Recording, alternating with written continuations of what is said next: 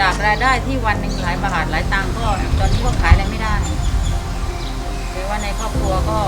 มันก็มีปัญหาอยู่แต่ว่าไม่ใช่พูดถึงครอบครัวป้าคนเดียวนะในชุมชนวัดพุทธนี่รู้สึกว่าทุกครอบครัวบางคนก็ขับวินมอเตอร์ไซค์บางคนก็ขับรถตุ๊กๆไอ้ลักษณะนี้จ้ะอย่างนี้ปัญหามันเข้ามาการใช้จ่ายการกินการอยู่มันก็ลำบากก็ไม่ค่อยดีอ่ะหัวไปวิ่งมอไซค์ก็ได้วันหนึ่งแค่100-200เอง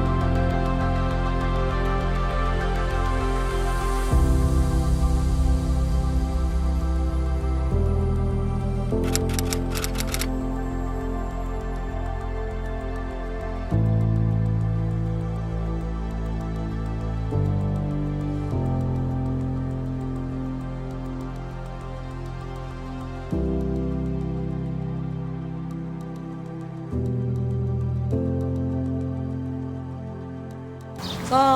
ขอขอบพระคุณกองทัพเรือนะคะทุกหน่วยงานที่มาช่วยในชุมชนวัดพุทธที่ไม่ลืมขอขอบคุณทุกหน่วยงานด้วยค่ะกองทัพเรือด้วยค่ะ